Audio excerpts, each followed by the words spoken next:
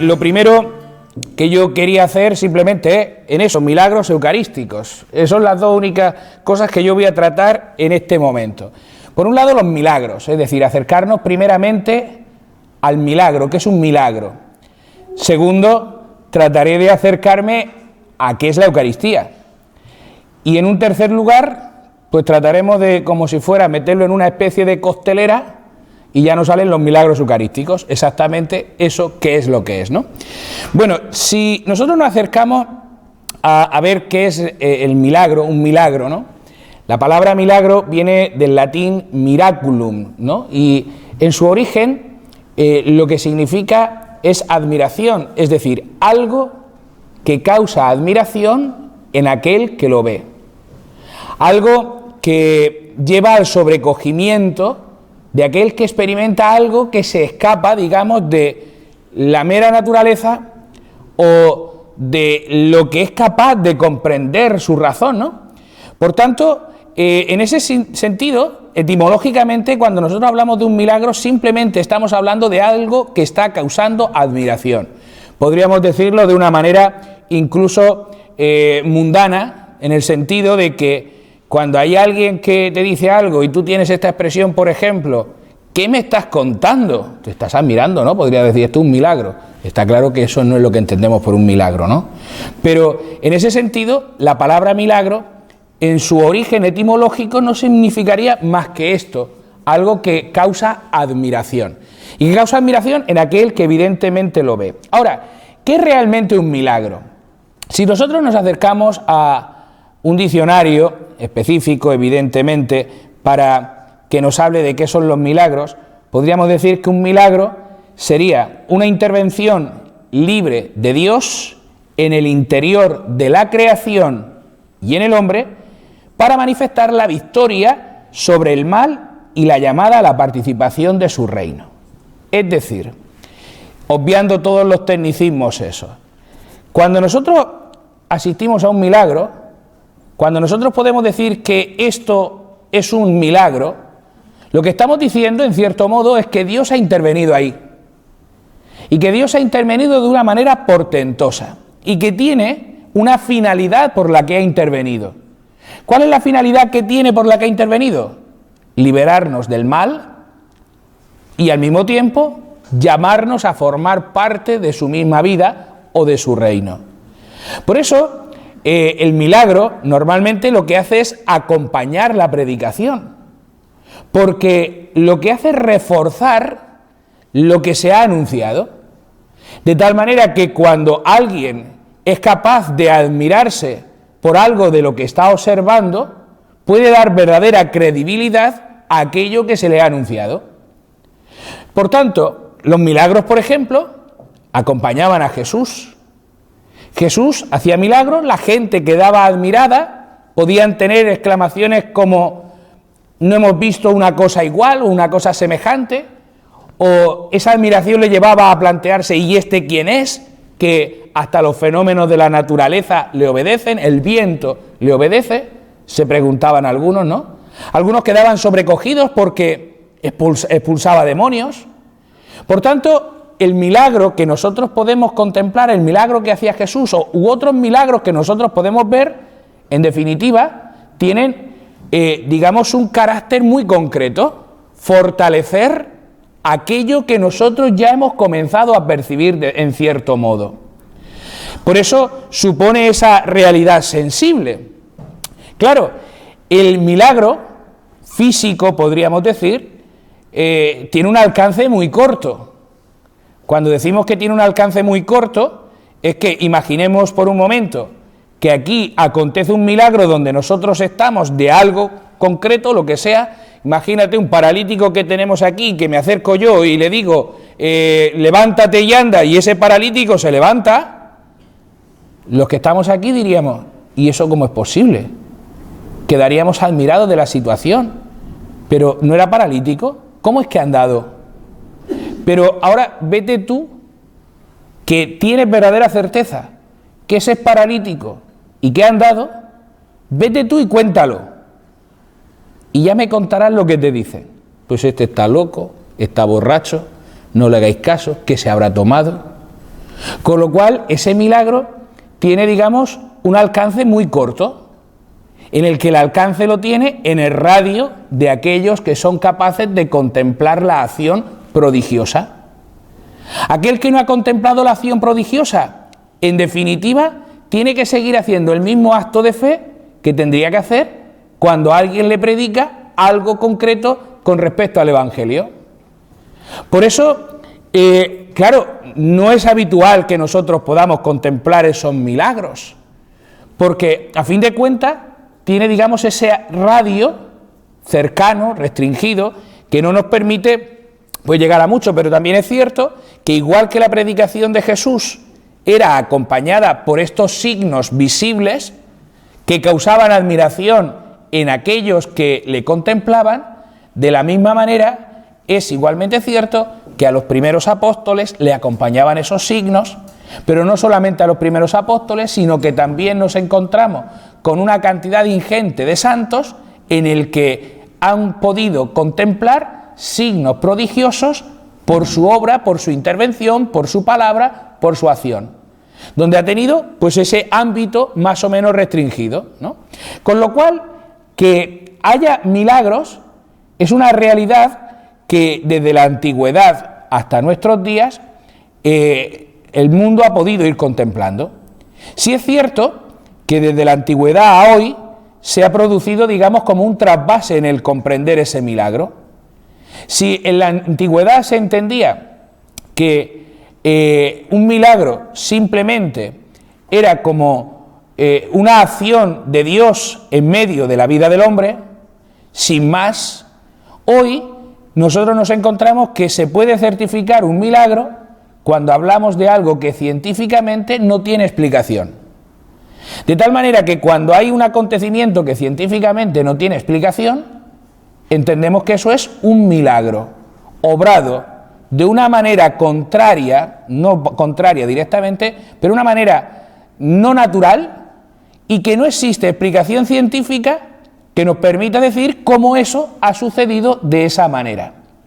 De hecho, por ejemplo, si nosotros nos acercamos a ver cómo la Iglesia proclama a una persona como santo, uno de los requisitos que va a tener, aparte de que en su vida se hayan dado virtudes, en el que haya resplandecido por un proceso de conversión, de cercanía al Señor, etcétera, etcétera, uno de los elementos, requisitos necesarios será el que se reconozca al menos un milagro por su intercesión.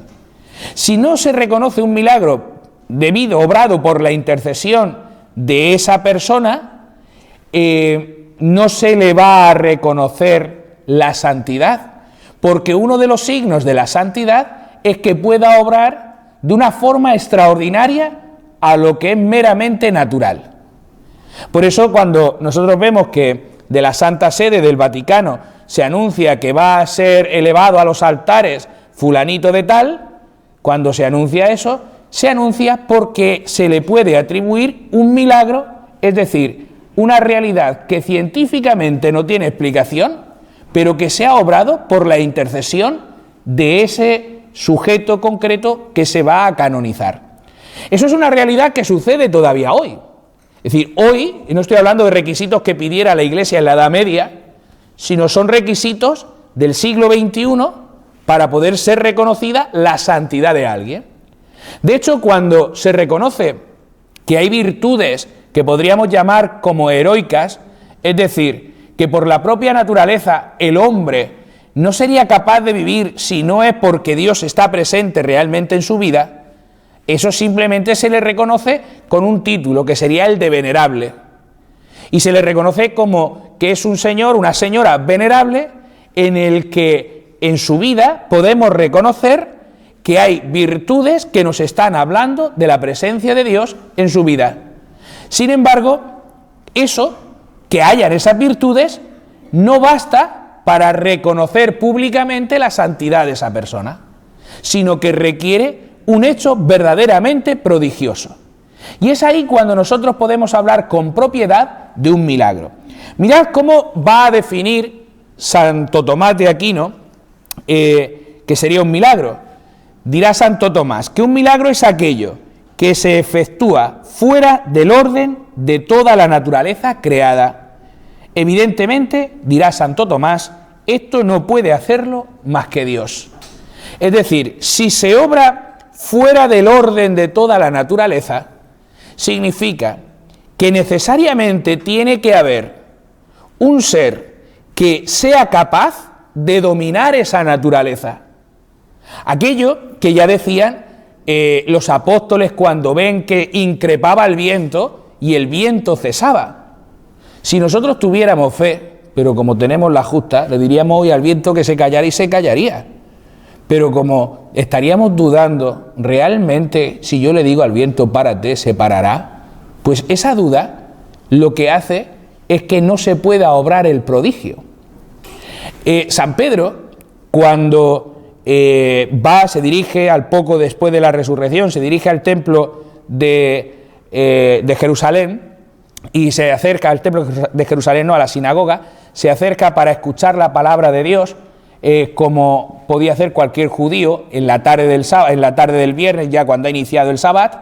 Se acerca y hay un paralítico que le está pidiendo. Tener en cuenta que un enfermo, como un paralítico o un ciego, la forma en la que podía sostenerse era fruto de esa mendicidad, es decir, que alguien le diera algo para socorrer lo que él era. ¿Qué sucede con aquel paralítico? Que Pedro se acerca y le dice, no tengo oro ni plata, pero lo que tengo esto te doy. ¿Y qué es lo que tenía? Le dice Pedro, en nombre de Jesucristo, ponte en pie y echa a andar.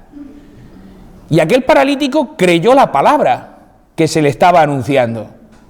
Y porque creyó la palabra, hizo el ademán de ponerse de pie y se levantó y echó a andar. Pero claro, evidentemente Pedro, cuando estaba pronunciando aquello, también tenía verdadera confianza de que en nombre de Jesucristo aquel paralítico podría andar.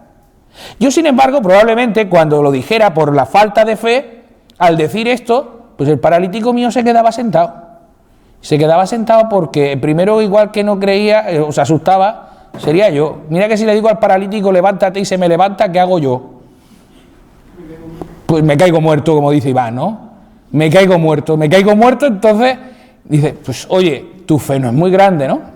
De tal manera que evidentemente Santo Tomás, cuando nos dice esto, que es aquello que se efectúa fuera del orden de toda la naturaleza creada, nos está haciendo referencia a que sí o sí, cuando eso sucede, es porque tiene que haber un ser que sea capaz de doblegar la naturaleza, que sea capaz de que da órdenes y hasta la naturaleza es capaz de obedecerle. San Agustín nos va a decir que los milagros del Señor son signos de misterio. Dice, todo acontecimiento insólito que sobrepase de modo manifiesto las esperanzas o capacidades de aquel que lo admira. Eso será un milagro según San Agustín. Todo aquello que sobrepase de modo manifiesto las esperanzas o capacidades del que lo admira.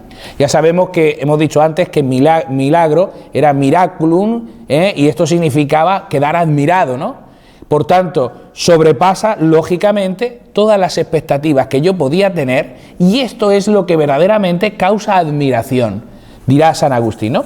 Bien, pues en definitiva nosotros podríamos decir que un milagro sería aquel hecho cuya realización no puede explicarse por ninguna de las causas creadas físicas o espirituales, ¿no? En cierto modo, esta mañana, cuando ha estado Javier y nos hablaba de los milagros eucarísticos desde un punto de vista científico, nos mostraba cómo realmente la ciencia, hablaba él de la Organización Mundial de la Salud, cómo describía ante este milagro que nos presentaba y demás, que no había explicación posible desde un punto de vista científico a cómo esto ha sucedido así.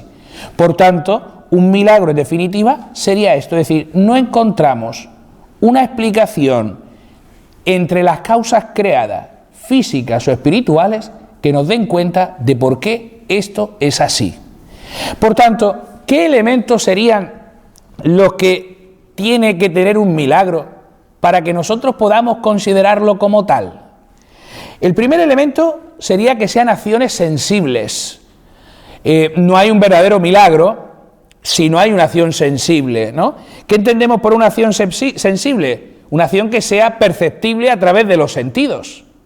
Por tanto, si es perceptible a través de los sentidos, nos encontramos con esa acción que es sensible, que se puede tocar, que se puede palpar, que uno puede pues quedar admirado realmente por lo que tiene delante.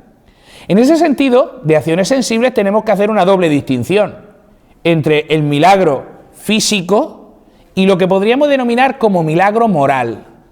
¿Qué es esto de milagro físico, milagro moral? Por ejemplo, imagínate que de pronto, lo físico creo que lo tenemos claro, ¿no? En el que, pues eso que decía antes del paralítico, levántate, eso es un milagro físico. Un milagro moral sería aquel que, como no sea que Dios esté en medio, es imposible que pueda suceder eso. ¿Vosotros os imagináis que los que estamos aquí se nos plantea cualquier cosa de decisión que tenemos que tomar y la tenemos que tomar como conjunto, fuéramos capaces de tomarla por unanimidad y sin que mediara apenas discusión y sin que nadie hubiera incitado al otro para que hiciera lo mismo que vas a hacer tú? Eso sería difícil, ¿no? Lo siguiente. De tal manera que un milagro moral al que nosotros podríamos asistir sería aquel que Jesús, por ejemplo, en su Evangelio pide a Dios para aquellos que quieren seguirle. Le dice: Padre, que sean uno como tú y yo somos uno. De tal manera que cuando en su iglesia se manifiesta la unidad, la comunión, el amor, que es quien une realmente a todos los miembros, es cuando nosotros realmente podríamos estar diciendo: esto es un milagro, porque cada uno es diferente. Y ese milagro moral tiene un alcance mucho mayor que el milagro físico. Esto era lo que empieza a sorprender a aquella sociedad romana en la que se está gestando el cristianismo. De hecho, en el libro de los Hechos de los Apóstoles aparece destacado eso, en el que lo que sorprendía, maravillaba, admiraba a la gente era cómo se amaban. De tal manera que perciben que hay una forma de relacionarse que es distinta a cómo nos relacionamos nosotros. De tal manera que ese tiene un alcance mucho mayor, porque lo que no se puede negar es la evidencia. En un milagro físico incluso somos capaces de negar la evidencia. Fijaos si somos capaces de negar la evidencia que a Jesús le pasó en una ocasión, en el que a un ciego de nacimiento, a un paralítico que cura, que aguardaba entrar en una piscina que cuando se removía el agua era curativa, pero cuando él quería otros ya se habían adelantado, pues se acerca a Jesús y le da la explicación de por qué él no ha logrado todavía entrar en esa piscina. Y Jesús le dice: pues toma tu camilla y echa a andar. ¿Crees en el Hijo del Hombre? Creo. Y tomó su camilla y echó a andar. Aquellos que lo habían visto, todos, paralítico, allí tratando de arrastrarse por llegar a la piscina, como era sábado cuando eso lo hizo Jesús, ¿sabéis en qué fue lo que le preguntaron? Lo normal habría sido preguntarle: oye, ¿y cómo es que andas? Si lo habían visto, si sabían todos que era paralítico. Pues no le preguntan ¿cómo es que andas?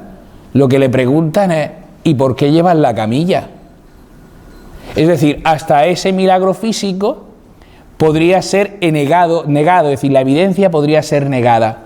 Pero cuando tú ves en el otro que hay una forma de relacionarse, de vivir distinta, digamos contracorriente, no dejándose llevar por los imperativos que nos marcan, ni por los clichés de cada momento, es cuando nosotros podemos ver que eso tiene un alcance mayor, porque sí o sí está habiendo una forma completamente nueva de relacionarse. Por eso es lo que nosotros podríamos denominar como ese milagro moral, ¿no? Que tiene ese mayor alcance que cualquier otro, pero eso también es un signo sensible, porque somos capaces de verlo, somos capaces de ver esa nueva relación, esa nueva realidad. Bien, otro de los elementos que podríamos decir que conformarían para ser un milagro sería que tiene que ser una acción extraordinaria, es decir, un signo sensible que sea extraordinario, es decir, que no sea atribuido a nada de lo meramente natural. Dicho de otro modo, que no siga el curso ordinario de las leyes naturales. Tampoco tiene por qué obrar contrariamente a las leyes naturales, sino que ese acontecimiento extraordinario lo que viene a mostrarnos es que nos remite a un orden superior a la naturaleza. Es decir, que va más allá de lo que sería meramente natural. Por ejemplo, siguiendo con eso que decía del milagro moral, cuando Jesús nos propone amad al enemigo, pues evidentemente ese amor al enemigo creo que excede la mera naturaleza. Si aquel que sabes que te quiere y aquel que tú quieres, no siempre eres capaz de amarle, no me digas al enemigo reconocido. Cuando tú tienes al enemigo que te viene de frente, si es como si viera a un toro, saca el capote para torearlo, pero no para decirle cuánto te quiero, dame un abrazo. Si uno es capaz de eso, y con sinceridad, no pues la pamplina esta para quedar bien, porque de eso también sabemos nosotros un rato, no vaya a ser que piensen, no vaya a ser que digan, tal, sino cuando uno es capaz de ver que incluso a su enemigo es capaz de amarlo, de tratarlo bien, etcétera, pues estamos asistiendo a una realidad que es totalmente extraordinaria, excede la naturaleza del hombre, va más allá de los límites de la naturaleza del hombre. Por eso, una acción semejante solamente sería posible si hay una referencia a un orden superior que hace que esos límites de la naturaleza vayan más allá de lo que sería la propia naturaleza.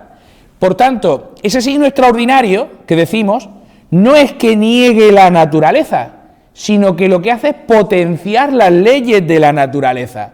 Por ejemplo, una curación.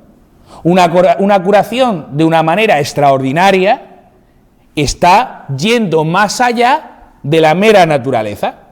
Por ejemplo, nos hablaba esta mañana Chelo en el milagro atribuido al beato Carlo Acutis de la curación milagrosa del páncreas de ese chico que nos decía. Esa curación milagrosa lo que hace es que en vez de seguir el curso de la naturaleza normal, que era que al final terminara muriendo ese chico muy joven, puesto que el páncreas al final no terminaría haciendo su función y terminaría muriendo, lo que hace es restablecerse completamente sin que haya explicación de por qué se ha restablecido completamente. Con lo cual esa curación de manera extraordinaria lo que está haciendo, más que ir contra las propias leyes naturales, es potenciar que hay una realidad de orden superior que termina, digamos, cambiando el curso natural de la realidad. Lo lleva más allá de lo que la mera realidad sería capaz de entender. Desde ahí, si ya hemos dicho que elemento necesario sería que sea acción sensible, que sea extraordinaria, el tercer elemento necesario para hablar de un milagro, pues parece claro también que lo podemos encontrar, que sería producida por Dios. Dicho de otro modo, si no es atribuible a ninguna realidad que científicamente podamos demostrar, significa que solamente Dios ha podido hacerlo porque ha intervenido de una manera extraordinaria en medio de la naturaleza del hombre, en medio del orden natural. Por tanto, ese milagro es un signo externo de la acción de Dios en el mundo. ¿Y con qué finalidad? Lo decíamos antes, cuando decíamos esa pequeña definición de milagro. La finalidad es probar la verdad de la fe y la divinidad de Jesús. Y esto es importante que lo tengamos en cuenta, es decir, ¿por qué Dios interviene de una manera extraordinaria?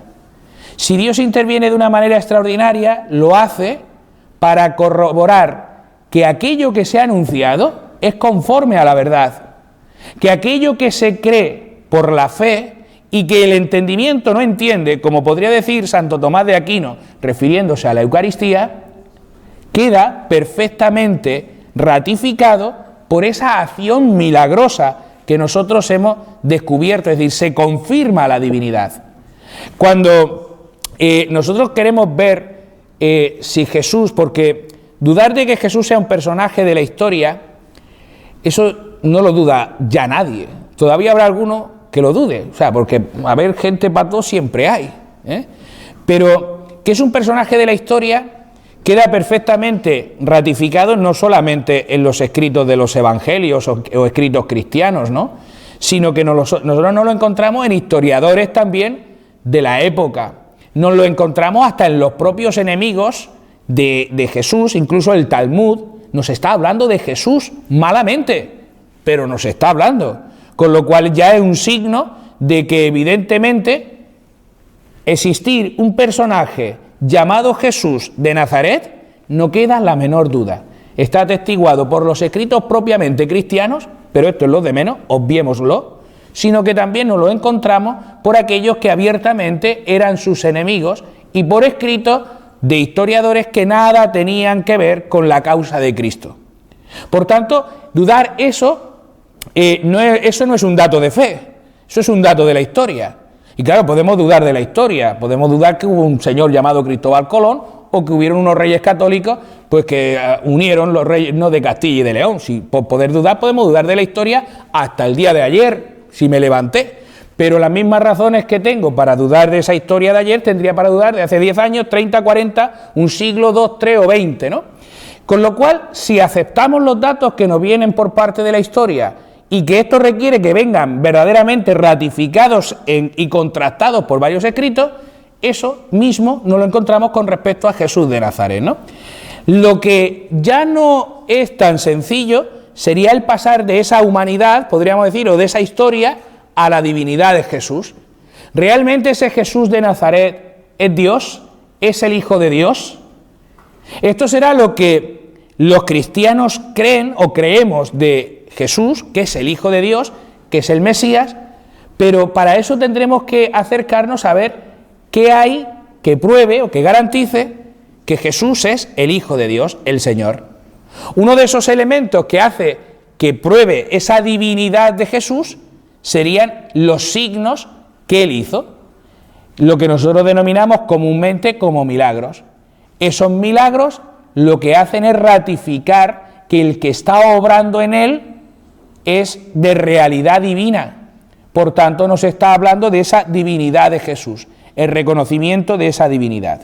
Y por último, el cuarto elemento que nosotros nos encontramos para poder hablar de un milagro es que estos que son producidos por Dios se convierten en signos de salvación para el que lo recibe. ¿Qué significa eso? Que se nos muestra para que nosotros podamos orientar u ordenar nuestra vida para ser partícipes de esa eternidad que Dios ofrece al hombre y que queda ratificada por esos signos sensibles o los milagros, como nosotros podemos ir llamándole, ¿no? Bien, hasta ahí, digamos, sería lo que nosotros podemos ver acerca de los milagros. ¿Qué son los milagros, no? Ahora voy a pasar a la segunda parte, que sería sobre la Eucaristía, ¿no? ¿Qué es lo que cree el cristiano acerca de la Eucaristía? El Concilio de Trento va a definir, estamos en el siglo XVI, y donde nosotros nos encontramos las definiciones de los sacramentos y toda la base doctrinal de lo que son los sacramentos es en ese Concilio de Trento. El Concilio de Trento definirá que Cristo está realmente presente en la Eucaristía en alma, cuerpo y divinidad.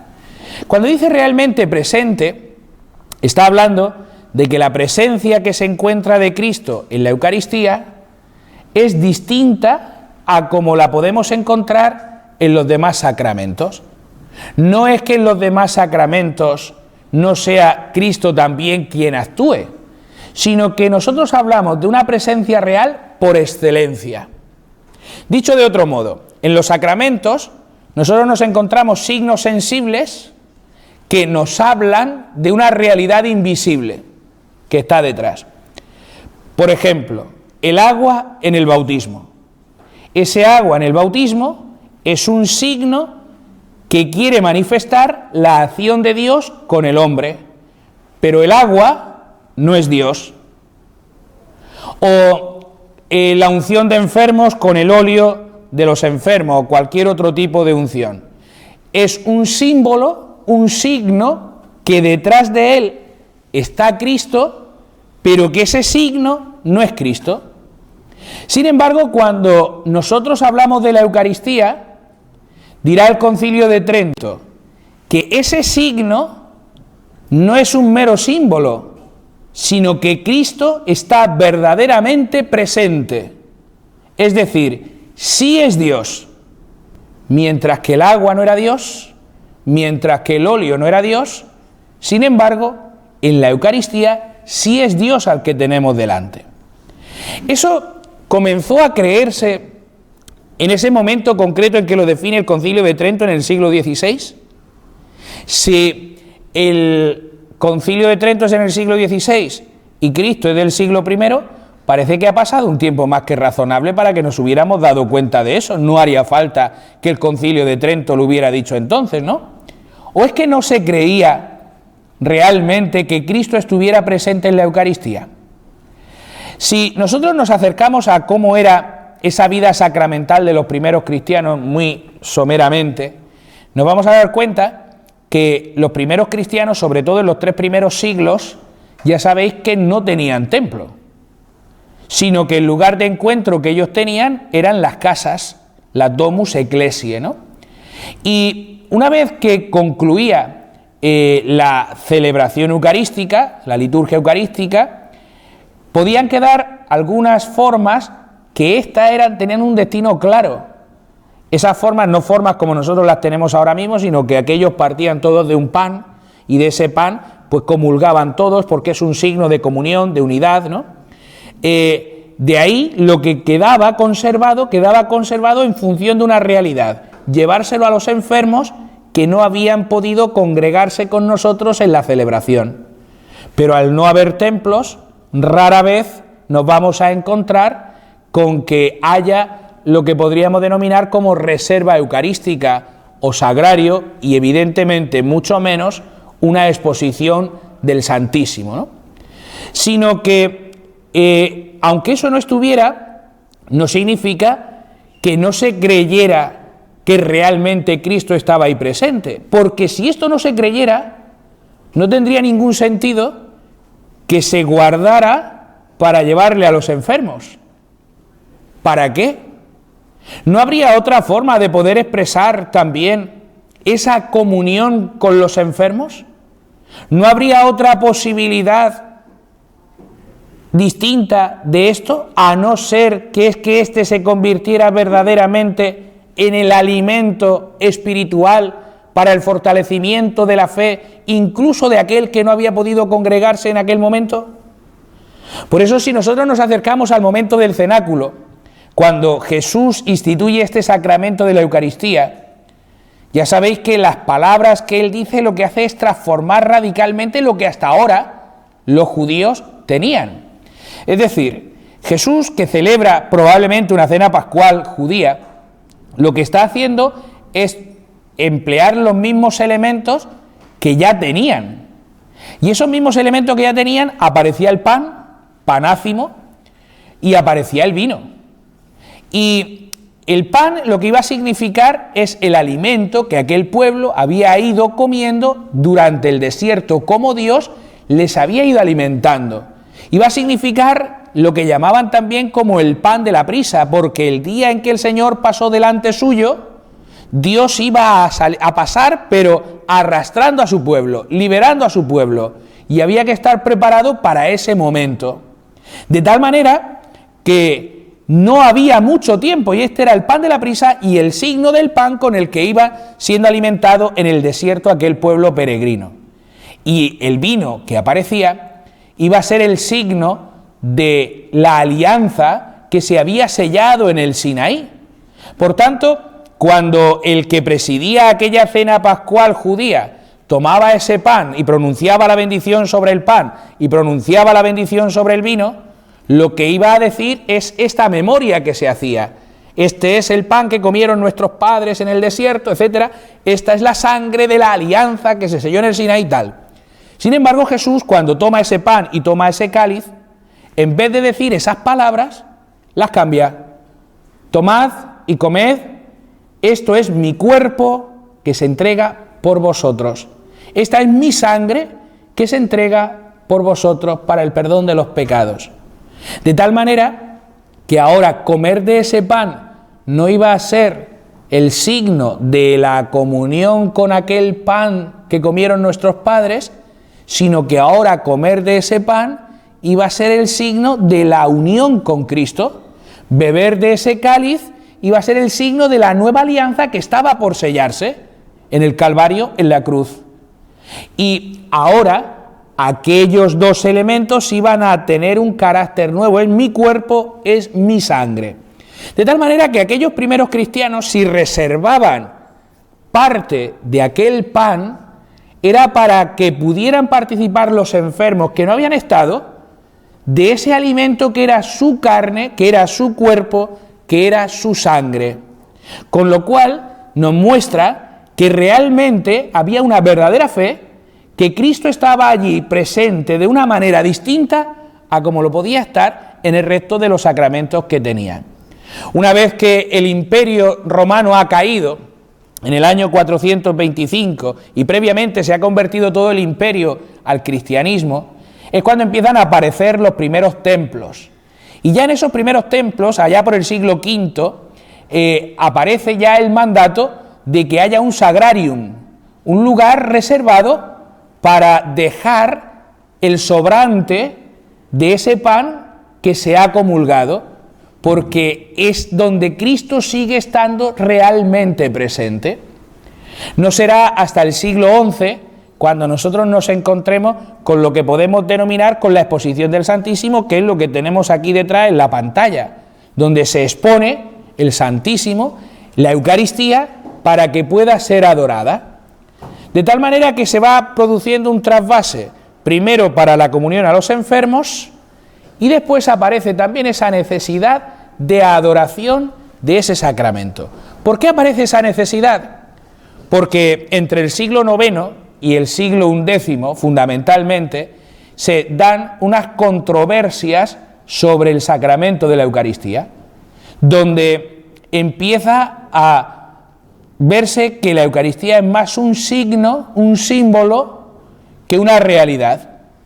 Y es ahí donde la Iglesia va haciendo frente a estas cuestiones que van apareciendo en torno a la Eucaristía. Si ya en siglos anteriores, cuando se ponía en duda la fe de la Iglesia, por ejemplo, si Jesucristo era verdadero Dios, verdadero hombre, etcétera, etcétera, los concilios del momento en Nicea y demás iban proclamando lo que habían recibido de los apóstoles. Ahora, mucho más adelante, Concilio de Lyon, por ejemplo, será uno de los que nos esté hablando, saliendo al frente también, de qué es la Eucaristía. No es meramente un símbolo, sino que ahí realmente Cristo está presente en esa Eucaristía. De hecho, será en el año 1226, es decir, aproximadamente unos 800 años va a hacer, que por primera vez se pone de manera permanente expuesto el Santísimo para celebrar la victoria contra los albigenses. Y años más tarde, en el 1246, será cuando se instituya la festividad del Santísimo Cuerpo y Sangre de Cristo, de tal manera que aparezca ese momento de adoración, porque Cristo está en la Eucaristía realmente presente. Si ya este concilio, como decía, de Lyon y demás, había ido apuntando a esto, serán también los teólogos, los grandes teólogos de la Edad Media, Santo Tomás de Aquino, por ejemplo, los que profundizarán sobre este misterio de la Eucaristía, ¿no? Y de hecho está el cántico del Pange Lingua, en el que nos va mostrando esto, es decir, los ojos no lo ven, no son capaces de ver a Cristo, pero realmente Cristo está presente, nuestro entendimiento no es capaz de entenderlo, pero nuestra fe suple lo que nuestro entendimiento no es capaz, ¿no? Y ahí aparece la necesidad de aunar esta doble realidad que empieza a ser controvertida. ¿La Eucaristía es un símbolo o la Eucaristía es donde Cristo está realmente presente? Y ahí es donde Santo Tomás, fundamentalmente, toda la escolástica, pero Santo Tomás fundamentalmente, va a tener una fuerza impresionante, con aquel término que ya nos ha salido esta mañana también, el término de transustanciación. Es decir, ¿qué es lo que se produce? Si Cristo está realmente presente, porque ha cambiado la sustancia. En esto Aristóteles ya nos hablaba de la sustancia y el accidente. Una cosa es el accidente, que el accidente no estamos hablando, no estamos refiriéndonos a un golpe que ha tenido uno, ¿no?, sino que el accidente nos estamos hablando de un elemento material, ¿no?, y la sustancia sería aquello que informa lo que es esa materia, ¿no? Por ejemplo, si nosotros cogemos una silla, esta que está aquí, por ejemplo, veis que esa silla es distinta de la que estáis vosotros sentados, ¿no? Pero creo que en cualquier caso podemos llamarle silla a las dos cosas, ¿no? Y podríamos decir, ¿por qué silla? Y podríamos empezar viendo la utilidad, porque sirve para sentarse, ¿no? Pero yo podría sentarme aquí. Entonces, ¿eso quiere decir que esto ya es silla? Pues no, por mucho que me sentara aquí, seguiría siendo mesa. O incluso si me sentara en el suelo no sería silla, seguiría siendo suelo. ¿Por qué? Porque hay una realidad que es la sustancia, que es la que informa lo que es. ¿Qué es lo que va a decir Santo Tomás? Lo que ha sucedido en la Eucaristía es que la sustancia de pan y de vino, lo que ha hecho ha sido cambiar por la sustancia de cuerpo y de sangre de Cristo. De tal manera que el elemento material que nosotros vemos sigue siendo pan, y sigue sabiendo a pan, y sigue siendo vino, y sigue sabiendo a vino, pero la sustancia que lo informa no es sustancia de pan, no es sustancia de vino, sino que es sustancia del cuerpo y de la sangre de Cristo. ¿Y eso cómo ha podido ser? Ese es el primer milagro que nosotros podemos ver que acontece siempre. Es decir, esto solamente puede ser cambiado con una intervención directa, extraordinaria de Dios en medio de la realidad natural. Va más allá de lo que la mera realidad natural propone.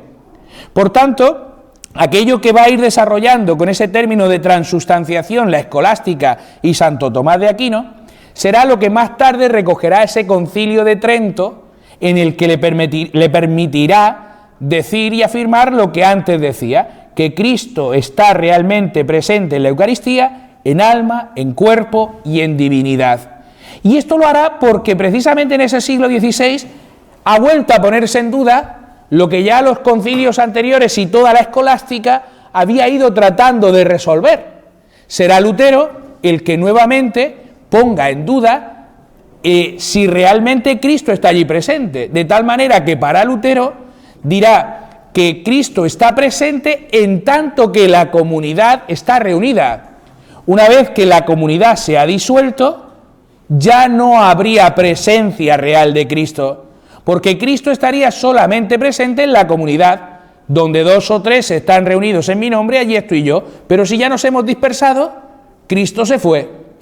De tal manera que aunque quedara sobrante de la Eucaristía que hubiéramos celebrado, lo que quedara allí, ya Cristo no estaría presente, porque a fin de cuentas, diría Lutero, no sería más que un signo de la presencia de Dios, pero no realmente presente, es decir, no podemos afirmar que es su cuerpo, que es su sangre.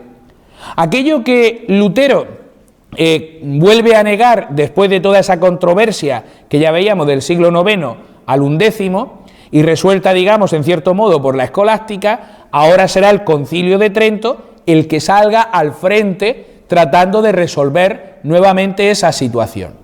De tal manera que, ¿qué dirá también el Concilio de Trento? Que Cristo está realmente presente en las especies sacramentales, en las especies eucarísticas, mientras quedan. Es decir, si quedara un trocito, aunque sea así de pequeño, Cristo está ahí realmente presente, porque Cristo no se puede dividir De tal manera que aunque partamos un pan grande, no se divide Cristo, sino que cada uno de los que comulgara estaría comulgando con la totalidad de Cristo, es decir, en su alma, en su cuerpo y en su divinidad. Si nosotros nos acercamos al discurso del pan de vida que Jesús pronunció en la sinagoga de Cafarnaún y que recoge el capítulo 6 del Evangelio de San Juan, nos vamos a encontrar un lenguaje verdaderamente duro y que no son capaces de entender la gente con la que está dialogando. Porque Jesús dirá: yo soy el pan de vida.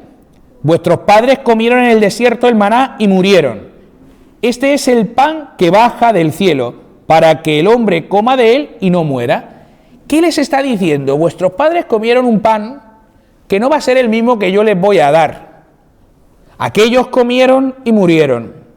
Muchos perecieron en el desierto, dice el apóstol San Pablo, ¿no? ¿Por qué? Porque no agradaron a Dios. Sin embargo, el pan que yo le daré, el que coma de ese pan, vivirá para siempre. Sigue diciendo: yo soy el pan vivo que ha bajado del cielo.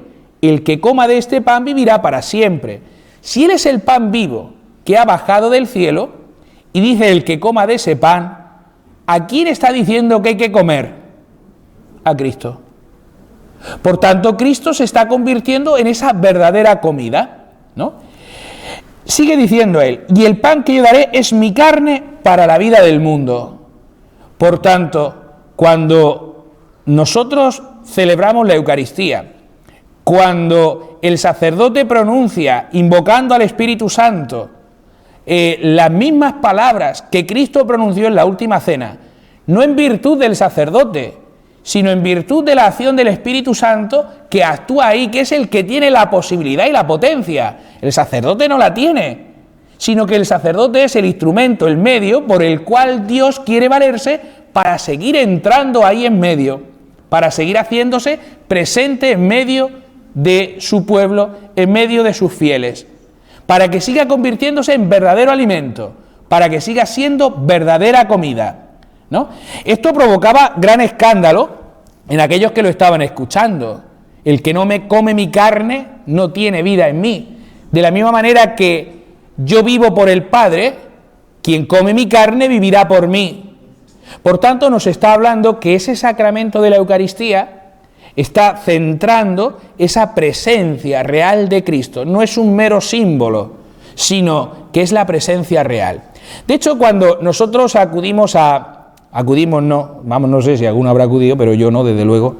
Cuando uno acude o quiere profanar la Eucaristía, porque quiere hacer cualquier otra cosa, aquí de los paneles que tenéis alrededor, nos están contando varios milagros eucarísticos que han acontecido fundamentalmente a los santos. Los que vais a ir el lunes también a la parroquia de San Francisco Javier de los Barreros, podréis ver distintos milagros que han acontecido en distintas partes del mundo, ¿no?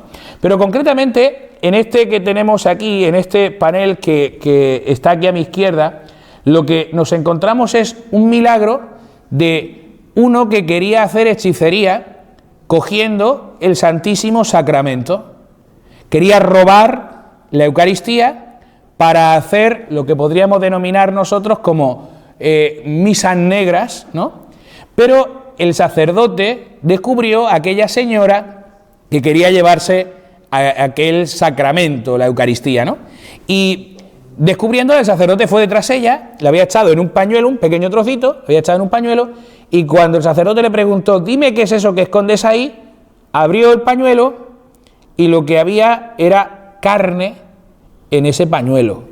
Es decir, aquella forma se había convertido en carne, ¿no?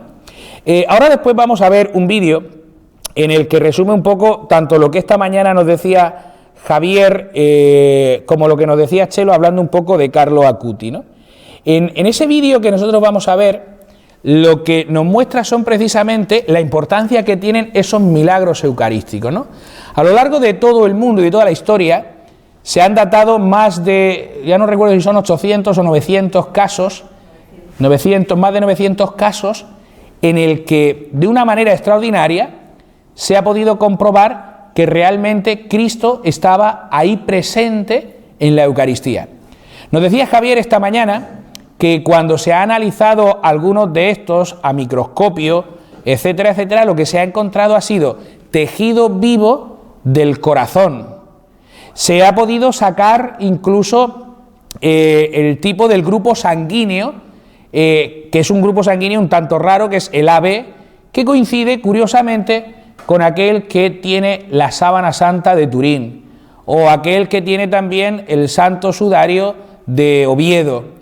De tal manera que hay una consonancia entre esos milagros eucarísticos y aquellas otras reliquias que nos hablan de aquellas piezas, digamos, que envolvieron a Cristo. ¿Qué hacen los milagros eucarísticos? ¿Qué función tienen realmente esos milagros? Pues lo que decíamos que tenía cualquier milagro: fortalecer la fe y poder descubrir la divinidad de Jesús, que Cristo está realmente ahí presente. Antes de que Chelo ponga el vídeo, me gustaría decir una frase que dice Santo Tomás de Aquino, que creo que es interesante, ¿no? Jesús, antes de Santo Tomás de Aquino, dijo ante una situación, dice: aunque vieran a un muerto resucitar, no creerían.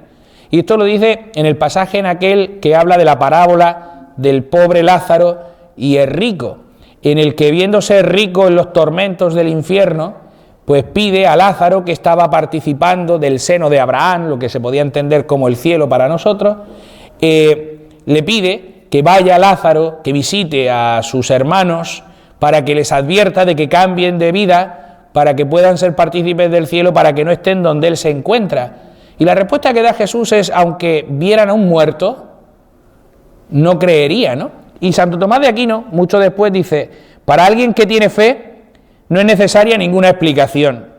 Para aquel sin fe no hay explicación posible. Ya te puedes cansar lo que quieras, que no hay manera, porque no hay más ciego que el que no quiere ver.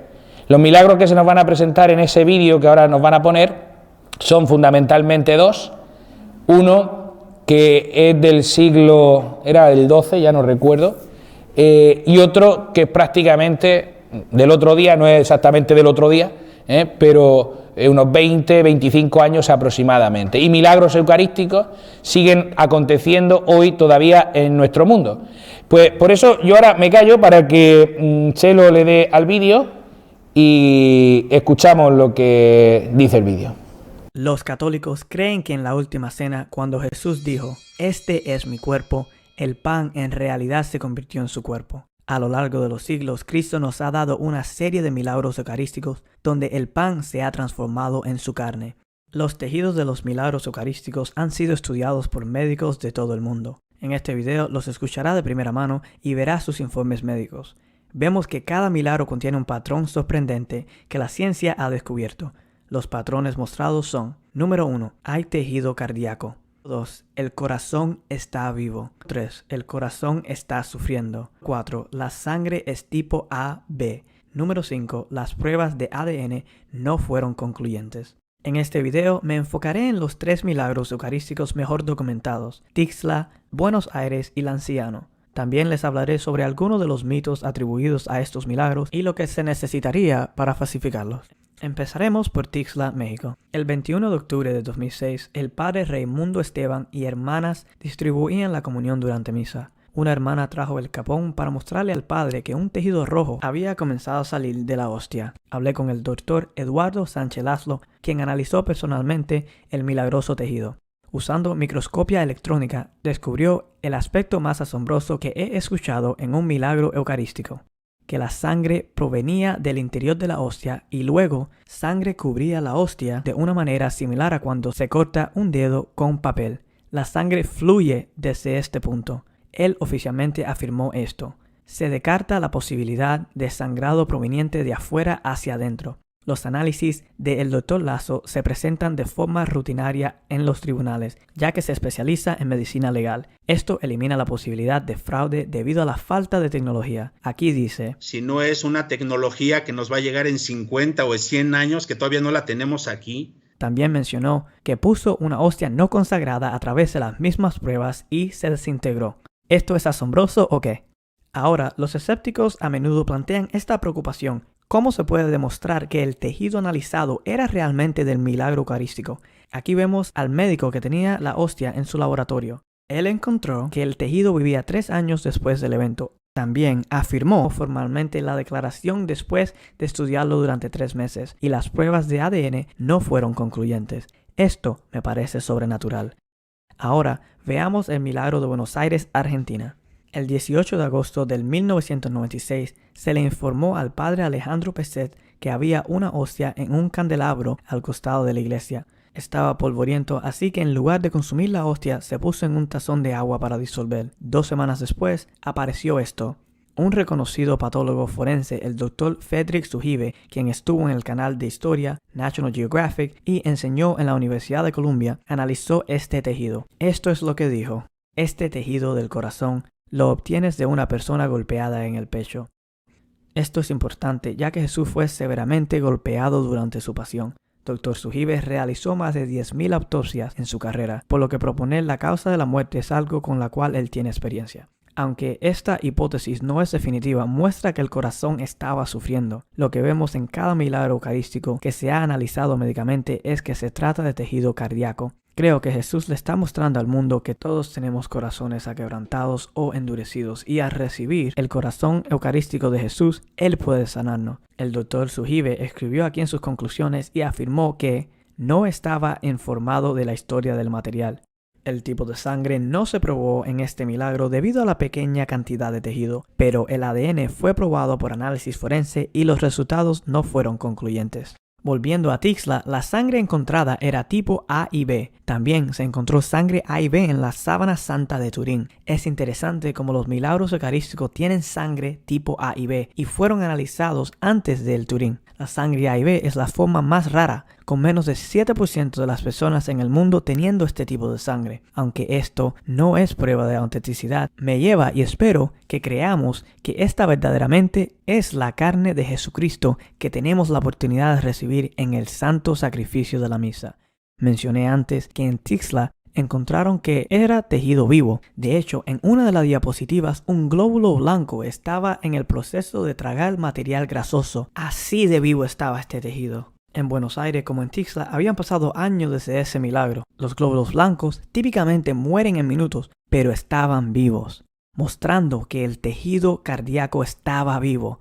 Jesús dijo: yo soy el pan que bajó del cielo, y el pan que yo daré es mi carne para la vida del mundo. ¿Deberíamos sorprendernos de que su carne está viva? ¿Por qué más diría Jesús que Él es el pan vivo? Finalmente, repasaremos el anciano, que es el milagro eucarístico más popular. En el siglo VIII, un sacerdote dudaba que nuestro Señor estuviera realmente presente en la hostia consagrada. Cuando dijo las palabras de consagración, este es mi cuerpo, durante la misa vio la hostia convertirse en carne.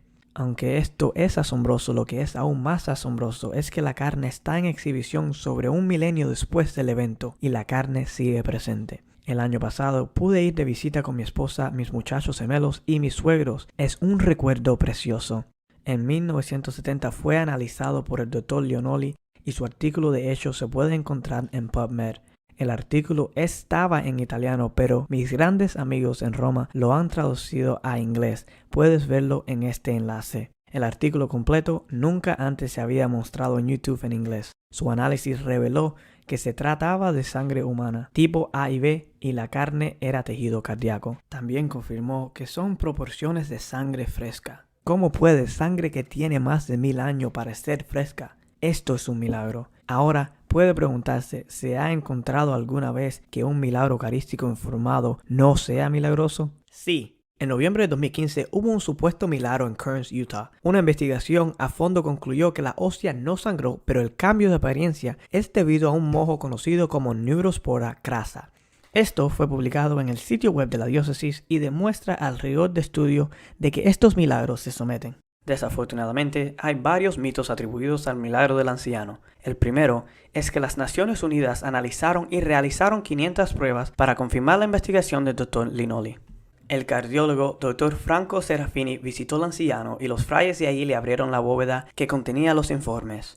Él dijo: pudimos ver este documento de las Naciones Unidas, programamos una tarde para estudiarlo, pero de hecho un par de minutos fueron suficientes. Tenían 500 pruebas, pero estaban en momias egipcias. Había una pequeña parte relacionada con el anciano, pero la información ha sido exagerada.